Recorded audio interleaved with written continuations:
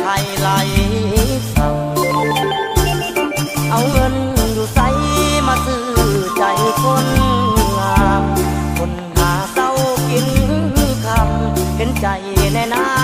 ความจนเสียใจเขาลืมไหลหาเก่ามีคุณลูกหล่อเหลามาขอน้องเจ้าแต่งงานได้หับบัตรเชิญให้ไอ้มาร่วมงานพ่อแม่น้องคงซื้อบ้านส่วนไอ้นั้นมันน้อยใจจนเงินแต่งบ่ได้น้องแดงมา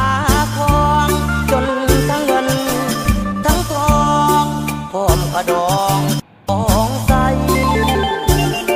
ขาดเกินเงินคำบ่ได้บนงามเที่ยงกายวาสนา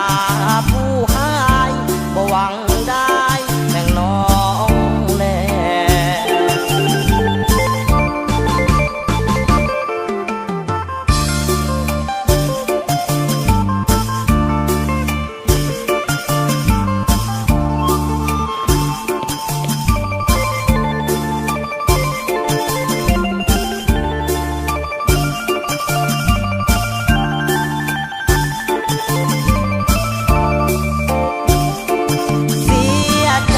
เขาลืมไหลหาเก่ามีคุณลูกหล่อเหลา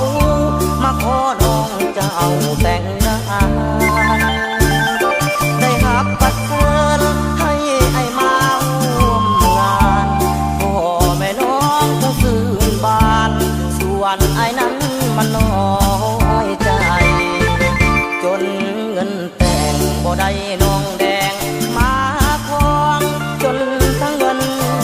ทั้งทองพร้อมกระดองของใสขาดเกินเงินคำบ่ได้บนงามเที่ยงกายวาสนาผู้หายบ่หวังได้แม่งน้องแน่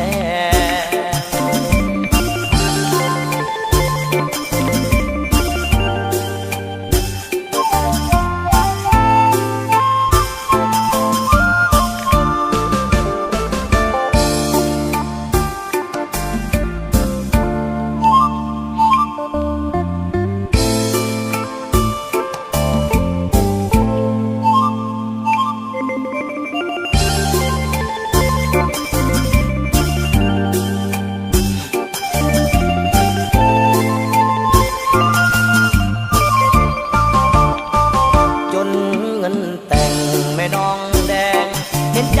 แน่นะไอ้ต้องขอเวลา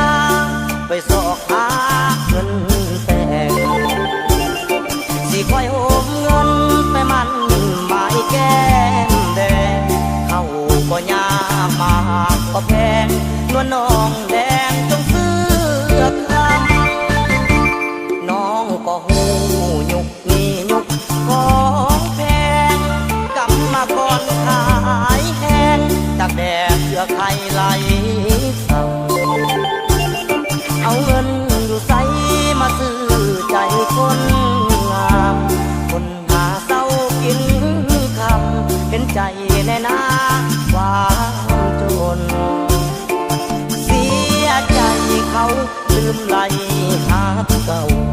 มีคุณลูกหล่อเหลามาขอน้องเจ้าแต่งงาน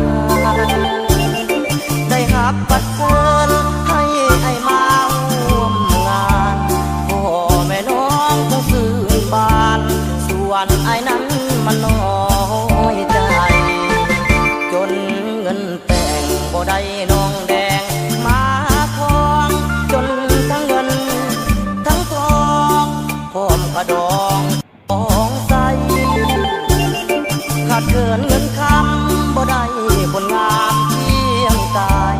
วาสนาผู้หายบ่หวังได้แม่งน้องแน่